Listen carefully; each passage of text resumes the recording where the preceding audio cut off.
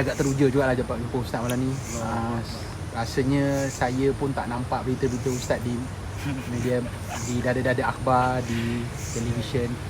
Jadi mungkinlah Ustaz sedikit sebagai pembuka bicara lah. Antara sendu dan rindu lah. Yang apa rindu? Dia boleh jadi sendu juga, boleh jadi rindu, kan? Allahu Akbar.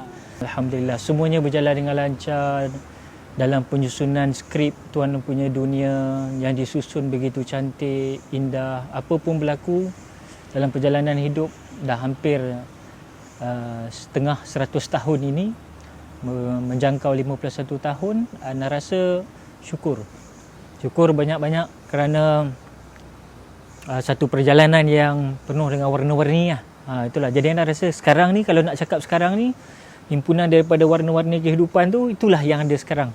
Macam sahabat-sahabat kita sedang lihat sekarang, itulah kita. Mungkin ada yang lama tak jumpa, mungkin ada yang dengar kabar berita tenggelam timbul, ada yang still sentiasa memburu sama-sama, kan, dalam apa juga kerjaya kita, insya-Allah. Alhamdulillah. Ana rasa dengan keluarga pun alhamdulillah, secara kehidupan kita normal macam orang lain, alhamdulillah, insya-Allah, syukur. Ustaz memang berniat untuk menjauhkan diri daripada dunia hiburan tanah air ke, ataupun macam mana Ustaz? Ana rasa hidup ni dia kadang-kadang perlu, sesekali kita perlu, kalau pergi ke Indonesia ataupun di Malaysia pun ada orang panggil tempat suluk, orang bersuluk, kan. Arkam sendiri tahu. Jadi tempat bersuluk ni, dia sebenarnya kita mengasingkan diri itu bukan tujuan untuk menyatakan kita lebih baik dari orang lain, ataupun kita ni nak pergi ke dimensi yang lain, bukan, kan. Cuma kita nak muhasabah.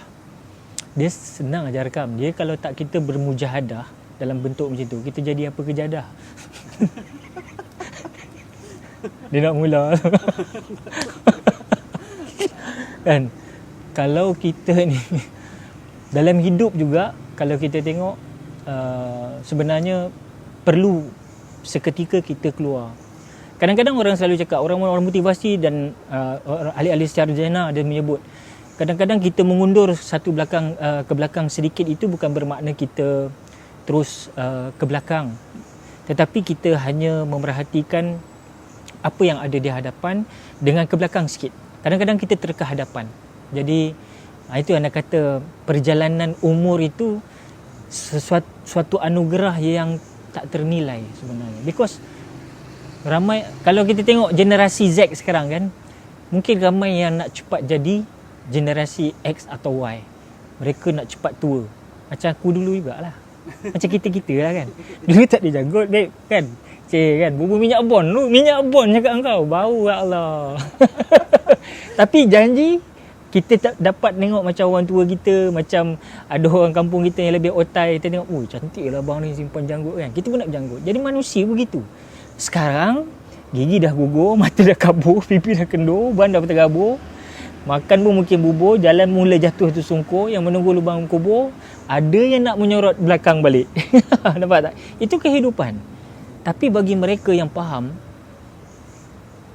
mengapa kita diutus di muka bumi, dunia, dunia ma'azaratul akhirah, jambatan, just jambatan.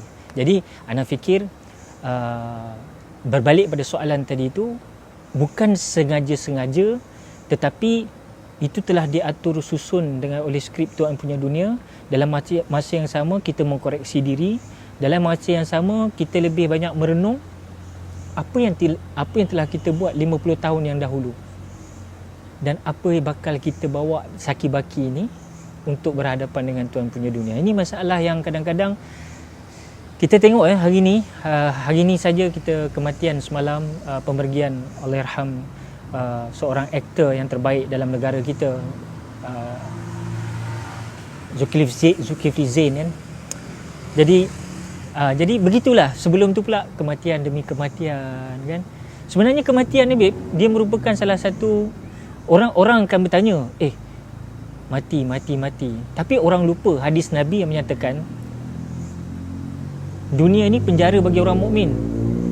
Bila sebut penjara bagi orang mukmin, bila mati seseorang tu, maknanya dia terlepas daripada penjara lah. Kita masih duduk dalam penjara itu.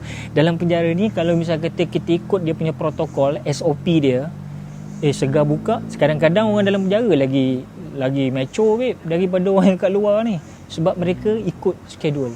Apatah lagi kalau kita di luar ni, kita ikut schedule Allah. Terbaik lah. Kami nak bertanya dari segi orang kata latar belakang, sebab rasanya macam saya pun jarang dapat tahu latar belakang Ustaz. Betul. Daripada Allah. orang kata daripada remaja dulu macam mana boleh mula terlibat dengan muzik kan. Mungkin kalau Ustaz boleh kongsi sedikit. Ana bermula daripada sekolah, sebenarnya jarang juga. Ini kira eksklusif bersama dengan Kalkatu, sebab apa nama dia punya tagline tu, mencari apa? Cahaya. Asyik terbang mencari cahaya bro, kan? Bukan kaleng-kaleng ni, kan? Ana dengan seni ni bermula daripada sekolah rendah lagi. Tapi yang peliknya, aku masa kecil-kecil dulu memang cikgu suruh Ana ke depan. 2 tugasan. Tugasan pertama, baca doa. Tugasan kedua, menghiburkan lah. Kadang-kadang okey, Akil ke depan nyanyi lagu, nyanyi lah. Lagu Lizawati lah kita nyanyi. Lagu yang Mdok Gilau pun aku nyanyi juga masa tu. Masa tu kan dia tengah talk kan. Jadi lagu tu macam, jadi itulah Ana dulu daripada awal. Maksudnya di sini, Ana habis sekolah 1986. Jadi daripada darjah 1 sampai tingkatan 5 tu, memang Ana memang terdidik dalam suasana seni, suasana hinggalah masuk musabaqah baca Quran, peringkat sekolah rendah, menengah, dan sekaligus sampailah dalam waktu sebenarnya transformasi Ana dalam dunia rock ni berlaku pada tingkatan 3. Nak ingat, dia kuat tingkatan 3. Zaman dulu SRP, sekarang tak ada dah kan. So sebelum tingkatan 3 tu dah ada dah bunga-bunga. Kita dah start dengar dah In Trance, Scorpion, Michael Schenker Group. Kita dah membesar dengan Balls to the Wall, Accept, kumpulan Accept kan, Twisted Sister. Nak cerita banyak lah, itulah zaman kita kan. So start dari tu pula Ana di rumah, balik rumah, kebetulan memang ada 2 kutu kampung ni, memang selalu lalu depan rumah kami. Ni kampung, cerita kampung ni. Ini ke Ro'o lah. Ro'o yang real punya babe. Ana pun sapu sampah dan depan rumah kan. Masa kampung mana? Ana di Gopeng Hagen babe.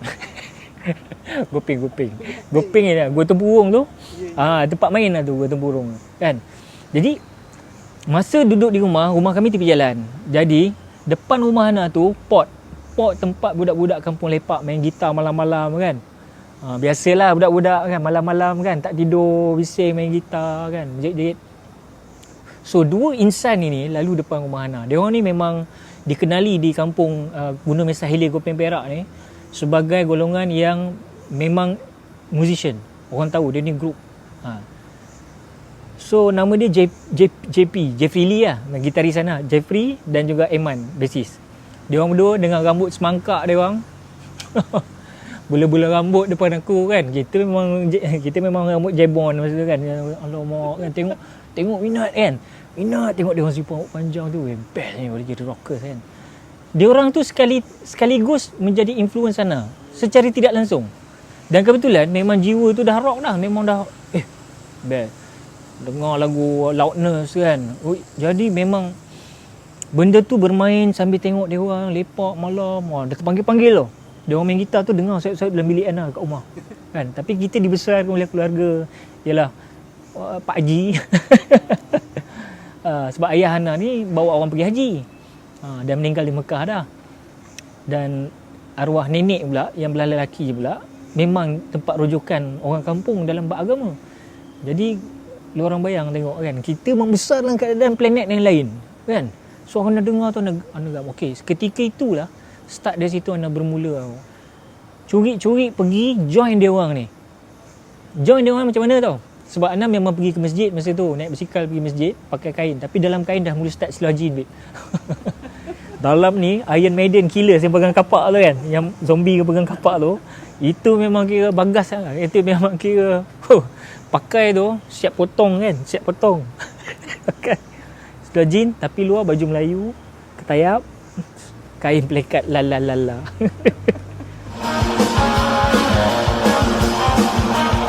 Waktu maghrib, isyak, suara anak kedengaran dekat surau, dekat masjid Ar-Rahman. Di masjid dengarlah suara anak. Jadi arwah nenek anak, ayah anak, bangga. Anak aku azan semua kan. Menjadi anak aku kan, konon gitu, konon lah. Dia tak tahu selepas itu.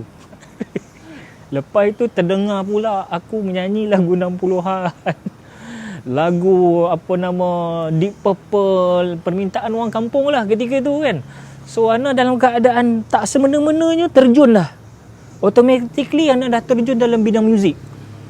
Kan, secara tak langsung. Minat tapi jumpa pula guru dia. Ini yang bila dah jumpa guru ni, dia lekat weh. Sebenarnya baru tahu itulah kumpulan Diriat yang dianggotai oleh 3 orang, Jeffrey, Eman, EE. So 3-3 alhamdulillah masih hidup sampai sekarang. Cuma sekarang ni EE ada masalah kesihatan sedikit. Eman okey, JP pun okey. Maksudnya waktu tu di Riyadh memang tak ada vokalis lagi? Okey. Nak sebut pasal vokalis ni, dia banyak cerita juga. Asal Riyadh ni, dia ada satu hamba Allah. Dia duduk di kampung Pulai, namanya Akim. So Akim ni yang nyanyi dalam kenduri kahwin. Biasalah dulu rocker semua start dari situ kan. Main kenduri orang kahwin. Kami pun dari situ. Jadi Ana usah-usah tengok kan. Akim ni penyanyi. Sesekali dia undang Ana kan. Yang tengok Ana. Masa tu kita budak boleh lepas sekolah kan. Join juga. Join. JP rasa macam boleh pergi ni kan. Dalam waktu yang sama, dia singkatkan cerita, panjang perjalanan ni kan. Singkatkan cerita. Satu ketika Ali Bakar buat program namanya Bintang Box Office. So Bintang Box Office ni di Bintang Box Office ni lah lahirnya sebenarnya, ramai orang tak tahu, Ali Tera Rosa asal daripada situ. Allahyarham Ustaz Radhi Melissa asal daripada situ. Dan mereka ada yang bukan menyanyi asalnya, mungkin main muzik. Dia ada yang main gitar dan sebagainya, ada bass, ada lead gitar, ada. Tapi sekarang mereka jadi penyanyi. Dan Allah maghfirullah warhamhu wa'afi wa'fu anhu kepada Allahyarham Ustaz Radhi, sahabat karib kita. Yang dia memang kami dululah masya-Allah. Waktu tu disatukan ada 113 kumpulan rock tanah air mendaftar dan Allah pilih bertanding terakhir di Dewan MCA Jalan Cam Saulid. Dewan MCA Ampang. Di situlah kita bergabung, berentap saringan demi saringan sampailah 10 yang terakhir. 10 terakhir itulah Allah takdirkan kami memenangi Bintang Box Office itu. Dan Angel Heart nombor 2. Yang ketiga kumpulan apa anda dah lupa lah. Tapi itulah. Tapi lupa sebelum tu, masa nak pergi pertandingan Bintang Box Office, waktu tu dah jadi suatu pertemuan, suatu konflik. Pasal sebenarnya sebelum anda betul-betul masuk involve dengan kumpulan Diriat ni, Zaris adalah penyanyi Riyadh masa tu. Zaris Mega. Zaris Mega, lupa nak cerita. So, Zaris ni satu momentum yang kuat masa tu. Kira macam Zaris ni dah confirm dengan Riyadh dah. Tiba-tiba gua muncul pula kan. Macam mana ni kan. Kebetulan waktu dah makin dekat, pertandingan dah makin dekat, Zaris pula dapat offer UiTM, tak silap Ana. UiTM. So dia pun konflik antara pembelajaran dengan dunia yang dia suka rock. Akhirnya pendek ceritanya, itulah yang tertulis kan dalam perjalanan hidup. Dia pergi menyambung ke universiti. Ana memang kosong lah. Benda tu dah vacuum je lah, serap je masuk. So daripada Diriat tukar kepada Riyadh. D tu dihilangkan, jadi Riyadh saja. Begitu lebih kurang lah. Itu asal kumpulan Riyadh 1988, 89, 90, 91, standard lah, pecah. Bukan pecah, hilang macam tu je. Sebab tertentu. Bukan sebab apa. Sebab Allah dah mula tarik kesihatan drama kami. Bermula dari situ. Ana ingat lagi, Masa tu majalah Pesta ke masa tu ada majalah Pesta kan, atau majalah lain anda lupa, Media tak silap Ana, nak buat liputan. So kami bertiga datang daripada kampung Gopeng ketika itu, Ipoh, nak turun ke sini. Semua dah berjanji dah, drama tak datang-datang. Tunggu tak muncul-muncul. Apa hal ni kan? Rupa-rupanya dia start mula sakit di situlah.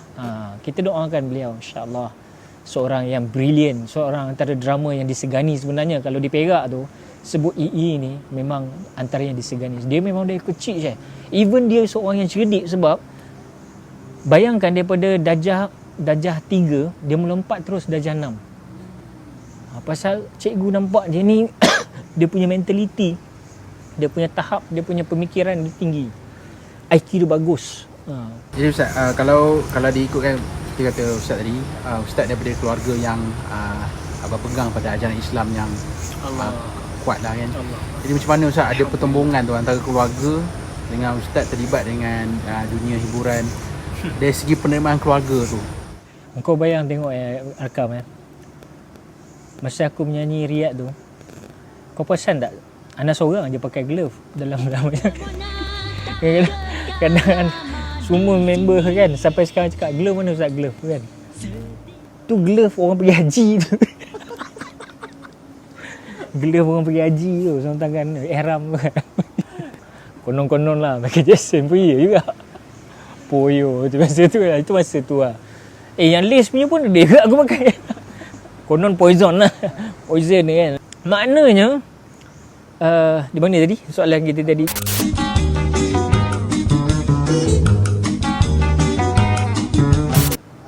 Antara keluarga, sebab keluarga. Ini antara keluarga pula relation macam mana dalam bab perjuangan seni tu macam. Rock ni orang nak rapat pun takut babe. Dengan seluar ketat, dengan anting-anting. Orang tengok orang putih pakai anting, kita tak pakai anting. Tapi ada orang cakap, Ustaz pakai anting-anting dulu. Gua tak pakai anting-anting, gua ambil yang tu, yang kan ada lampu punya, yang bulat-bulat je, macam kerang punya kulit kan. Kan dia nak sambung-sambung tu, dia ada dia punya klip kan. Aku ambil itu je, aku kepit. Janji nampak bersunting. Zaman tu lah, zaman-zaman jahiliah. Jadi apa nama macam mana pendapat ataupun pandangan keluarga tentang Ana ni? Sememangnya dia orang tak bersetuju pada asasnya memang tak setuju, sebab dia orang tahu rock ni macam sesuatu yang habislah, dunia akan kau pergi akan takut hanyut. Sebab apa yang dia orang nampak, rock ni macam brutal, macam ganas nampak kan, rebellion. So apatah lagi seorang yang dididik di rumah macam tu, tiba-tiba kau nak jadi gitu. So ini benda ni tak boleh kita tipu diri kita lah, sebab macam mana kita boleh terus ke situ dari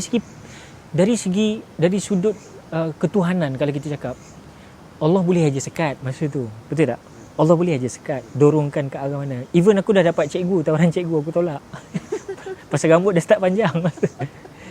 Ana rasa bukan aku seorang, ramai rocker-rocker dulu zaman-zaman notai ni macam tu lah dulu kan. Dapat offer ni tolak kerja pasal sayang rambut lah, sayang career.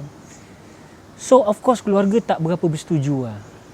Dan mereka, Ana tahu bahawasanya mereka sentiasa berdoa di atas tikar sejadah mereka supaya mengembalikan Ana balik sebagaimana insan yang mereka kenal, akil yang mereka kenal. Tapi mereka tak boleh menafikan Skripton punya dunia. Perjalanan yang harus ditempuh dalam warna-warni kehidupan, itulah Ana. So ketika itu keluarga memang, Ana dengan keluarga pun tak berapa rapat masa tu. Sebab Ana banyak duduk di bandar. Wah, rumah dekat je Gopeng, 13 km tapi aku duduk kat Ipoh, duduk bujang. Biasalah rocker-rockers ni kan, bila bersatu tu dia kuat. Dia tak boleh terpisah kan. Jadi akhirnya begitulah, sikit sebanyak perjalanan kumpulan Riyad. Jadi keluarga pun macam itulah pendapat dia orang. Dia orang seolah-olah memang tak boleh nak buat apa, cuma Ana tahu dia orang restu Ana. Kalau dia orang tak restu, kita faham. Dia orang sekat terus. Tapi dia orang sayang pada kita itu atas dasar apa yang kita sayang ketika itu, dan mereka mungkin mendoakan. Tu Ana kata tak luput daripada berdoa mereka ini. Alhamdulillah. Alhamdulillah. Nama di Riyadh ni Ustaz. Ya. Nama ni memang nama berunsur Islamik, nama Riyadh kan. Jadi mana datangnya idea nama, sebab pada waktu tu nama Wings, Search, nama May, walaupun nama May tu nama orang kan. Dia dapat ke di Riyadh ni dia ke nama ke Arabik sikit. Ya, Ana pun pelik juga Syekh kan. Macam mana sebenarnya nama di Riyadh tu JP dengan Eman punya kerja lah. Aku pun tak tahu macam mana kepala dia orang boleh fikir di Riyadh. Tapi bila dikaji balik, rupanya itu adalah bahasa orang Rawa, etnik Rawa. Di Riyadh, diri satu bab, iyad satu bab. Jadi pisah. Di Riyadh pun boleh, ibu negara Arab Saudi Arabia. Tapi diri, iyad pun boleh. Diri dan iyad. Okey, dalam bahasa Rawa, diri tu diri lah. Semua orang maklum diri. Iyad tu adalah garisan. Iyad is garisan. Macam dulu masa kami kecil-kecil, main yat, jom main yat. Main yat ni getah, campak, letak. Siapa touch that line, itu yat tu. So kita panggil tu yat. So diri dan garisan. So dia punya analogi dia senang begini lah. Diri dan juga garisan nak pergi ke mana lah. Itulah penceritaan awal nama kumpulan di Riyadh tu sendiri. Nama tu sendiri pun dah ada. Ini bukan buat-buat tau. Ni benda tu memang dah diatur dah. Dah Ana masuk pula. Sebab itu kami punya introduction, Ana ingat lagi introduction Riyadh ni, dia mesti konsert ke mana-mana. Zaman tu zaman pampir lah, biasa lah kan. Kami teringat pampir dengan Ruhil dulu. Pampir dengan Allahyarham Syamrin, fotograf di Pesta Lok Lumut. Ini momen-momen terindah. Kita orang mesti mula dengan bunyi macam Saudi Arabia, macam influence coding Arabik ni tau.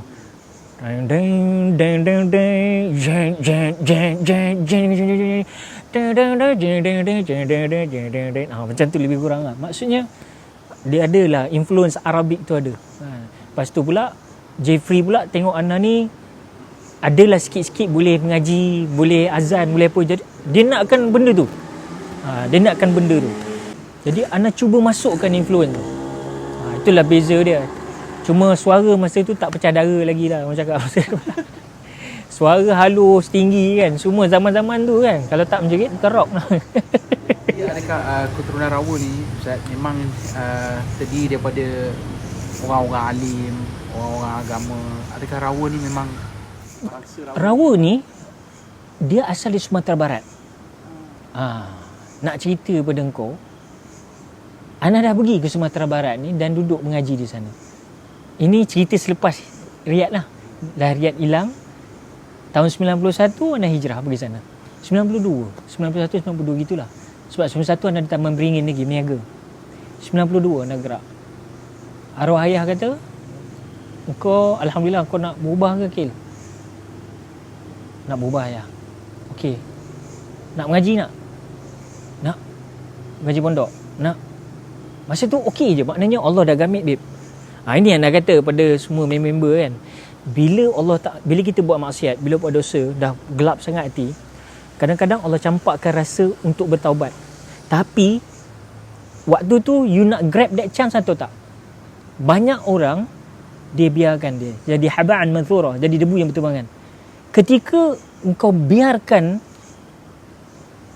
penghuluran Allah nak berikan taufik hidayah untuk engkau bertaubat, engkau biarkan, Allah akan seolah-olah Allah akan campakkan kau rasa biasa-biasa buat dosa.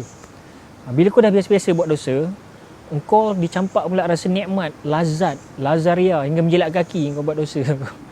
Bila kau dah dapat nikmat, akhir sekali yang paling kronik ialah engkau akan kau dah biasa, engkau dah dapat nikmat. Takkan kita nak tinggalkan benda nikmat, babe.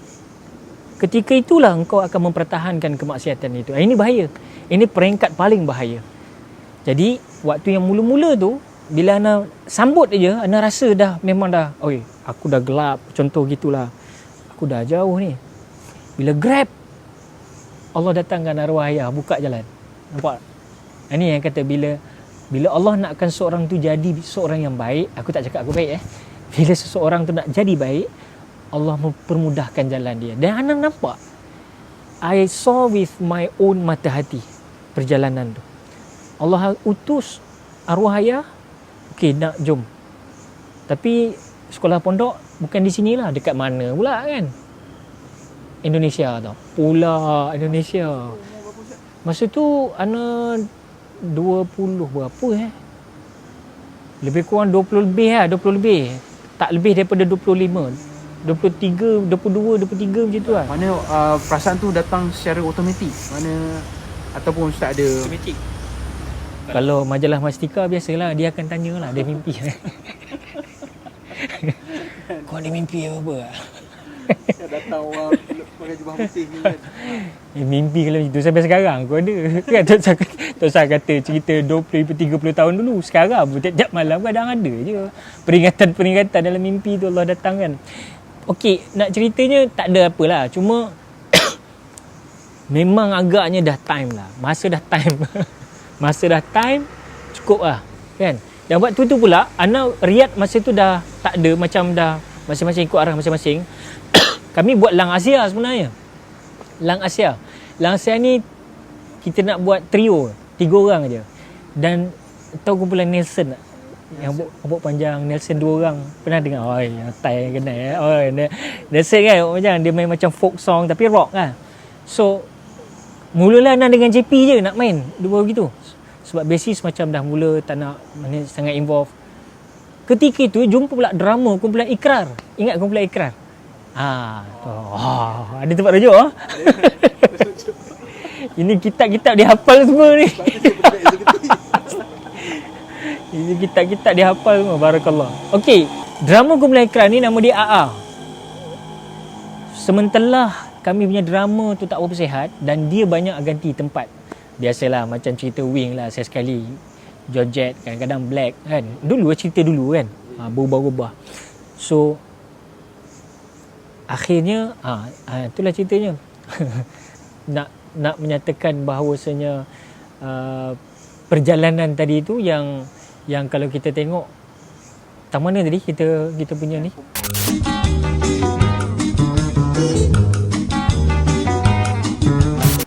Ustaz nak buat kumpulan Trio tu. Jadi kita nak buat nampak AA ni sentiasa dan boleh perform. Jadi kita pun cakap why not 3 orang ni kita buat je grup. Kami duduklah di Taman Megah tu dulu. Ingat Taman Megah Batu 10 kan. Jalan Kajang tu. Masa tu tak ada macam ni Padang Jarak, Padang Tekukur babe. Boleh buat video klip Padang Sahara masa tu kan. sebab memang lombong je kan. Kami dah duduk belakang tu dulu. Duduk berjalan kaki. Masa tu aku ingat lagi aku dengar lagu kumpulan Queen, Innuendo baru keluar. Queen kan. Freddie Mercury baru keluar, album Brian May baru keluar. Time dengar Walkman jalan keluar, masa tu pakai Walkman kan, keluar jalan nak pergi ke depan, nak naik bas, rockers naik bas kan, biasa jalan kaki. So ketika itu kami dah rancang nak buat Lang Asia dan kami dah dapat satu mandat bersama dengan orang kuat dalam industri ketika itu, iaitu Allahyarham Pak Husin, ayah kepada Ruhil Armani. Pak Husin memang kami sentiasalah lepak dengan Husin masa tu, Pak Allahyarham arwah Pak Husin. Dan dia antara orang yang nak kembalikan balik. Tapi bukan Riyadh, Lang Asia. Tapi inilah nak kata skrip Tuan Punya Dunia tak menipu. Buat macam mana pun akhirnya tak jadi juga. So tak jadi tu yang Ana terus Ana balik. Bila Ana balik ke kampung, Ana nak hijrah, orang tua pun nampak, okey jom pergi Indonesia, dia kata. Pasal apa Indonesia? Pasal ambil menyorot kisah Nabi hijrah. Nabi hijrah ni mengapa Allah perintahkan daripada Makkah ke Madinah? Mengapa tak Makkah keluar sikit je? Kan? Makkah keluar sikit je, mungkin Jaranah ke atau dekat pergi Tanaim ke, contoh gitu kan. Tak. Pergi sampai Madinah tu babe. Jadi dari situ kita nampak hijrah ini perlukan satu pengorbanan yang besar. Betul kau nak hijrah? Kau nak hijrah kerana apa? Nak ikut tiun orang, nak kena ikut-ikut ni ke? Kan sekarang orang banyak cakap hijrah ni satu masa gitu artis hijrah kecoh keluar artis hijrah je pergi Mekah balik umrah kan, hijrah. Alhamdulillah, tapi bagi buku diary kehidupan Ana ni macam tu lah. So dikatakan nak hijrah, nak betul nak masuk sekolah pondok, ya nak sekolah pondok. Jom pergi Indonesia, Sumatera Barat. So Ana balik kampung Rau. Itulah etnik Rau tu, kampung Ana. Kampung asal usul nenek moyang Ana. Ana jumpa balik roots lama, meredah sungai nak pergi kampung yang cukup payah. Air tak ada. Kan? Lepas tu mandi dekat tempat ikan tilapia, orang bela tilapia, kau masuk bawah tu, kaki kau kena macam ni. Nasib lah kalau ular sawa kat bawah kan. Tapi memang kau gamble lah. Duduk sana memang kau duduk dalam tu, subuh macam mana, nak buang air pun payah. Nak basuh kau air pelimbah. Memang daif masa tu. Tapi itulah momen terindah untuk membersihkan hati. Anda rasa itu adalah tempat mujahadah yang terbaik. Because kita keluar dari kepompong terus, lupa disco, lupa lepak malam, lupa dengan aura-aura yang negatif. Betul-betul totally different. You dalam planet yang baru. Ana bayangkan di sekolah pondok tu kena buat gebuk sendiri Syekh. Kena buat pondok sendiri, bayangkan. Pondok sendiri macam pondok kambing je besar dia. Itulah tempat Madrasah Al-Mustafawiyah. Kalau pergi ke Sumatera Barat sebut pesantren purba lama, orang tahu. Di tempat mandi kami ialah di Sungai Singgolot. Sungai Singgolot ni terus sambung ke gunung berapi. Sana banyak gunung berapi. Jadi air itu air rasa belerang. Dan setiap rumah pondok kami ni, anak santri-santri di sana, dia ada pokok kelapa. Yang peliknya, tidak ada satu santri pun yang pernah jatuh pokok kelapa atau pelepah kelapa boom atas rumah dia orang. Itu antara benda-benda lah yang Allah beri izin melihat dengan mata hati. Dan di situ melihat perubahan demi perubahan. Ana rasa ana start balik kenal diri kita balik. Itulah cerita lebih kurang. Ustaz, berapa tahun Ustaz di Indonesia? Sebenarnya Ana tidak lama di sana. Ana pergi sana ni dan Ana juga tidak menuntut mendapatkan sekeping sijil, tidak.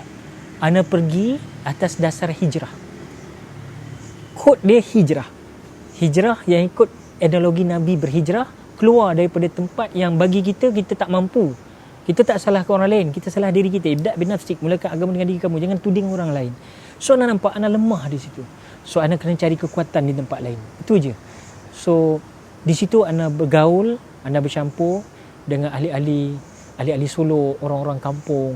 Kemudian Ana duduk di madrasah itu pun Ana menjadi orang yang paling tua antara anak-anak murid yang kecil.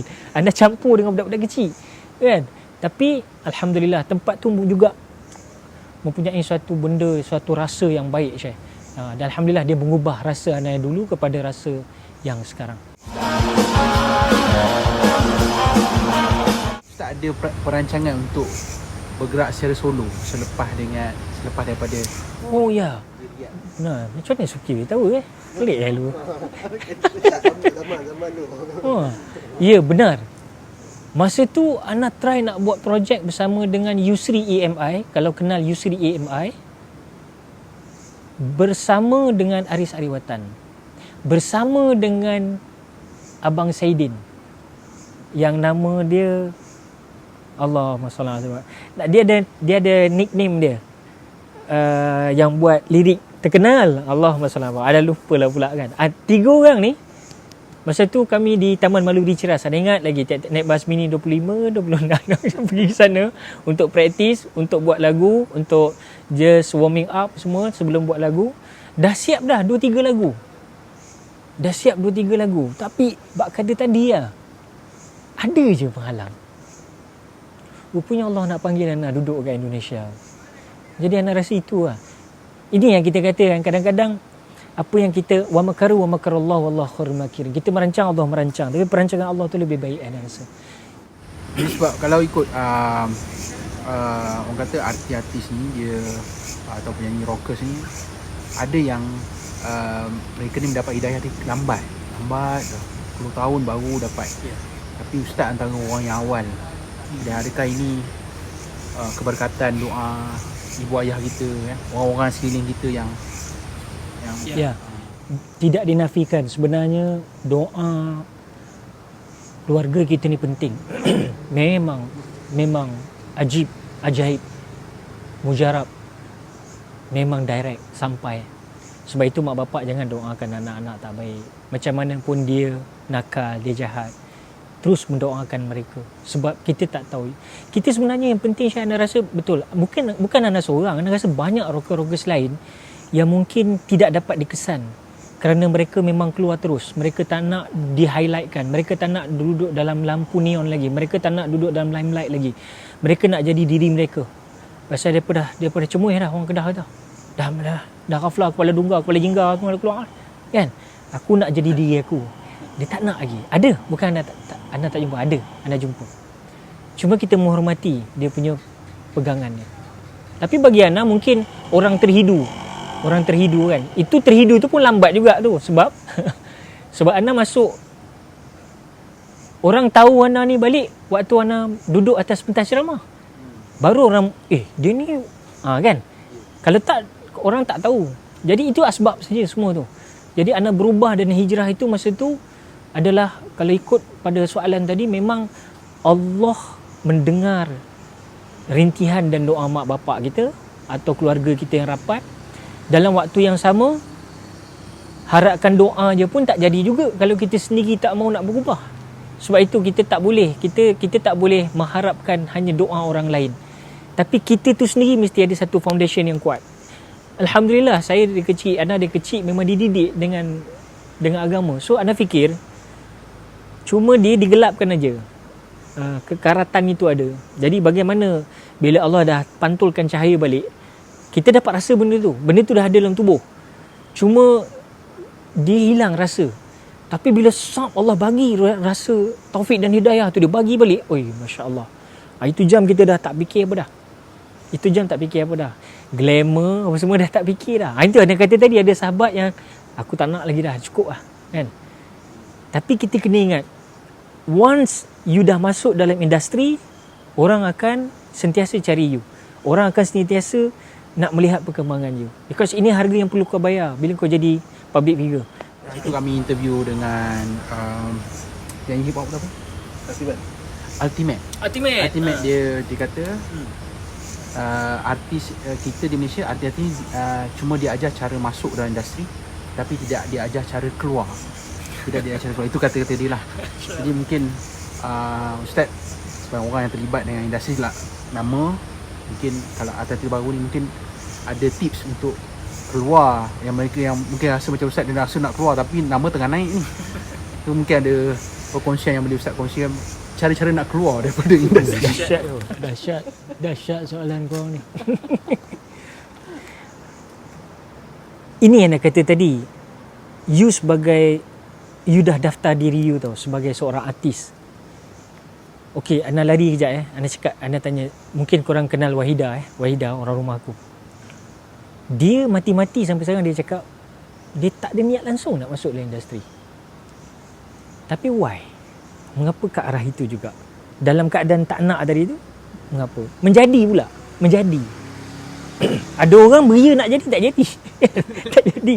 Kembang semangkuk je kan. Dia tak kembang. Jadi harga yang perlu kita bayar sebagai seorang artis, seorang insan seni ialah engkau kadang-kadang dah jadi milik orang. Itu isunya sekarang ni. Sebab itu ada perkataan ataupun ada clause yang menyatakan bagaimana nak keluar daripada dunia limelight ni, bagaimana nak keluar daripada industri, dengan cara macam mana. Itu dah bertentangan dengan hak kita sebagai insan. Kita ada hak. Kita bukan patung, kita bukan boneka yang boleh dipermainkan. Kita ada hak kita. Dan hak ini melihat kepada ilmu kau. Hak engkau masa ilmu kau tinggi itu lah. Hak engkau masa ilmu kau tengah mantap, tengah mantul, engkau akan bercakap cara lain. Sebab dia menilai pada hak mengikut ilmu. Jadi ilmu tu penting. Itu sebab Ana rasa kalau orang yang fikirkan benda, minta maaf, mungkin orang akan fikir, semaklah fikiran aku nak fikir benda-benda ni. Walhal aku dah banyak dah, aku dah tertinggal urusan aku dengan Allah. Aku duk kejar dunia je, contohlah. Ana tak kata saya siapa. Mungkin dia kata dia keluar je, tak ada hal pun. Buka gate, kunci dah campak dah, keluar. Masalahnya kunci tak jumpa. Kadang-kadang orang ni tarik ini, dia bawa lagi sana. Jadi dia main, dia masih di arena panggung wayang. Bila dia duduk dalam arena panggung wayang, dia kena jadi anak wayang lah. Sampai bila nak jadi anak wayang? You not be yourself. You tak jadi diri you sendiri.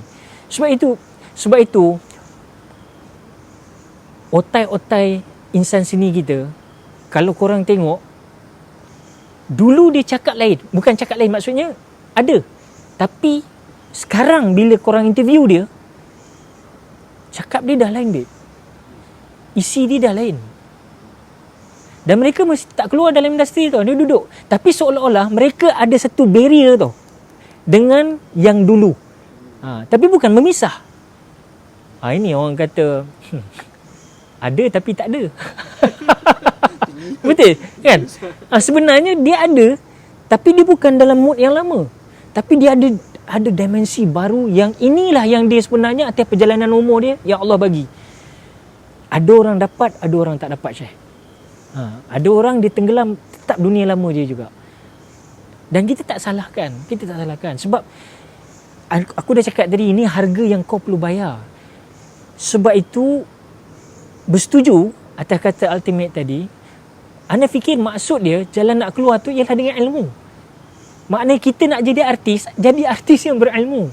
Insan seni yang berilmu. Dah memanglah ilmu tu gifted. Kau main music tu gifted.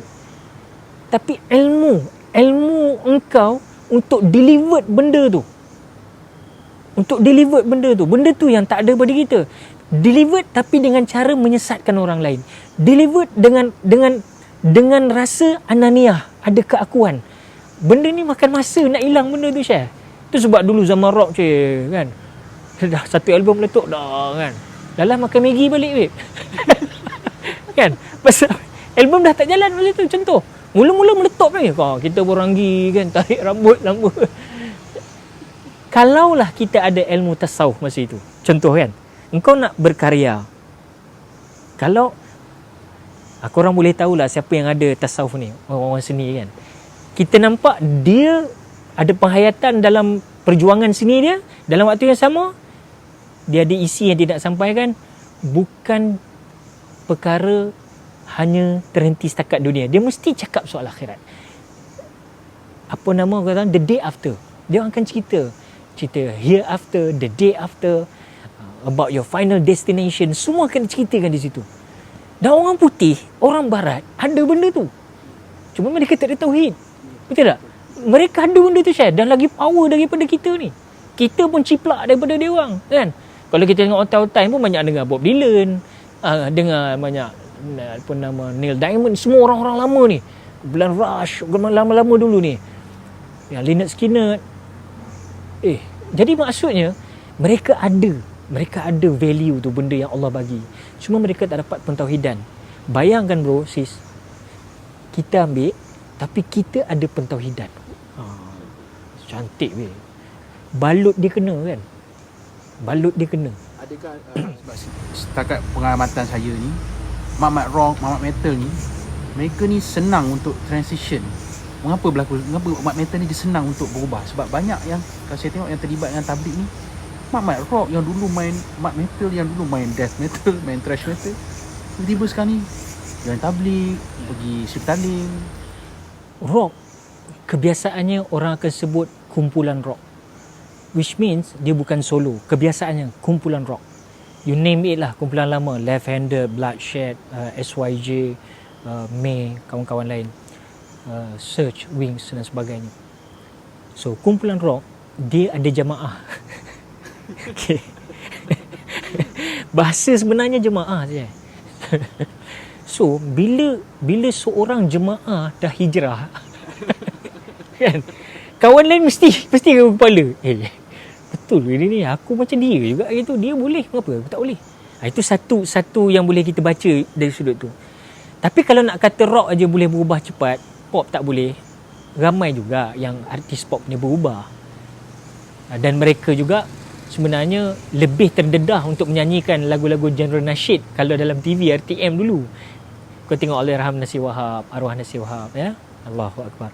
tengok rakan-rakan yang lain sama waktu dengannya. Mereka bila musim nasyid, bila musim ahli hijrah ke apa, TV akan main, dia akan nyanyi lagu nasyid. So mereka terdedah, rock ni jarang ambil lagu nasyid. Kan jarang lah. Kalau nyanyi lagu macam kau nak prank-prank lagu 60-an boleh lah bagi happy-happy. Tapi lagu nasyid jarang bro. Kau perhatilah, tak ada kan.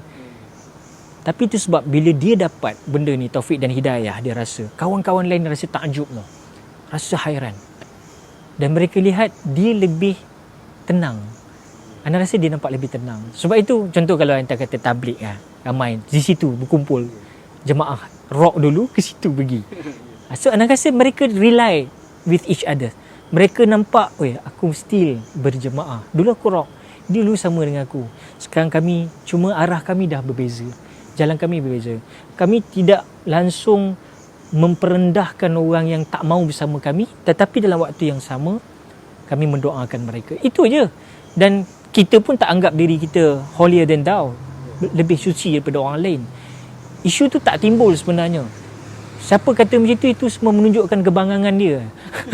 Kan, siapa kata dia, lu pakai jubah, lu pakai serban, lu pakai celak, lu rasa lebih suci daripada orang lain, itu menunjukkan kebangangan kita. Ana rasa ukuran agama bukan situ. Inna akramakum indallahi atqakum. Sungguh orang paling mulia dengan kamu sisi aku, kata Allah, yang paling tinggi nilai takwa. Takwa bukan nilaian pada pakaian sahaja. Bagus pakaian sunnah, alhamdulillah. Tapi takwa itu hahuna kata Nabi, dekat hati. Setakat saya terlibat dengan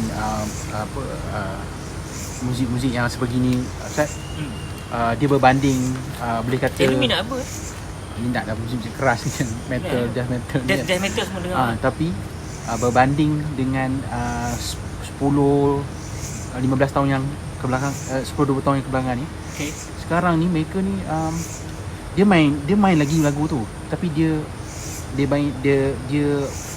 konsert tu ada langsung daripada pukul 3. Jadi waktu asar tu dia dah break, asar break, maghrib dia break. So benda tu memang ada perubahan, memberi kesan kepada para peminat yang datang tengok, menonton tu. Itu agak membanggakan lah. Sedangkan band apa band itu lah kan, Necrotic Chaos. Ya. Terlibat dia sendiri, adik tu dia punya vokalis.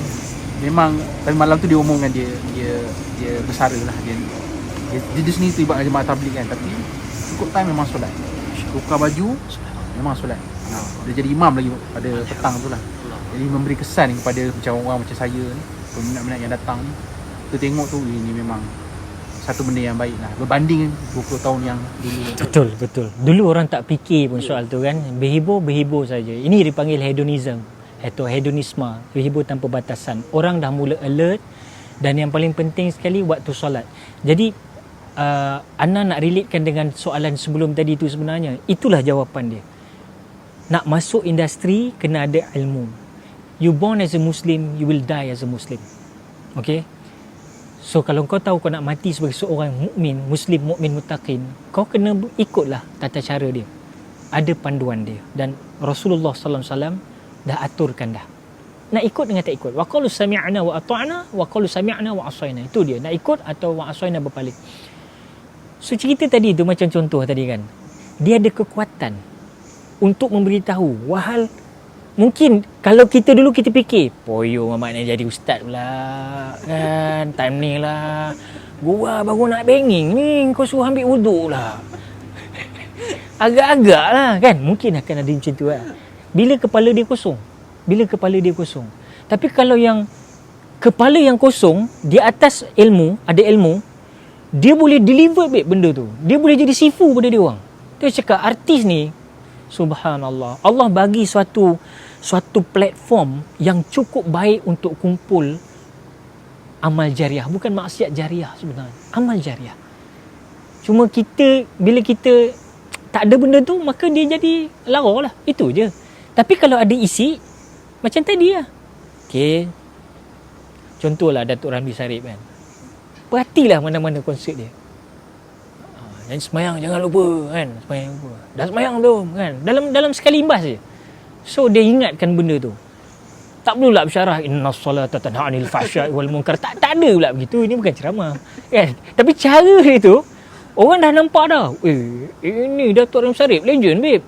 Dia cakap Once dia kalam je, terkena tak kat dia orang dah masuk ni, Camellia. Maghrib dah semayang belum? Maghrib dia terus kuncup babe kan, tapi masyuk. Kita nak benda tu, sentuhan tu kita nak. So benda ni tak terfikir pun dulu nak buat, tapi sekarang alhamdulillah ada artis-artis, termasuk artis-artis baru pun, artis-artis yang gah nama menang dalam pertandingan. Anda nampak mereka mula alert. Dan ini satu potensi yang bagus untuk industri kita. Sebab ceritanya tadi, bila kau ada benda tu, kau senang membuka pintu kunci keluar daripada industri. Jadi jawapan dia itu. Tapi kau kena ada ilmu. Masuk dengan ilmu, keluar dengan ilmu. Itu saja. Kalau masuk sesat, keluar pun sesat lah. Kau masuk, kau main belasah je kan. Kau keluar pun kau nak belasah keluar, menyondol je kan. Jadi kau jadi khaflah, jadi masyrul kan. Kelang kabut dia. Begitu. Jadi ceritanya lebih kurang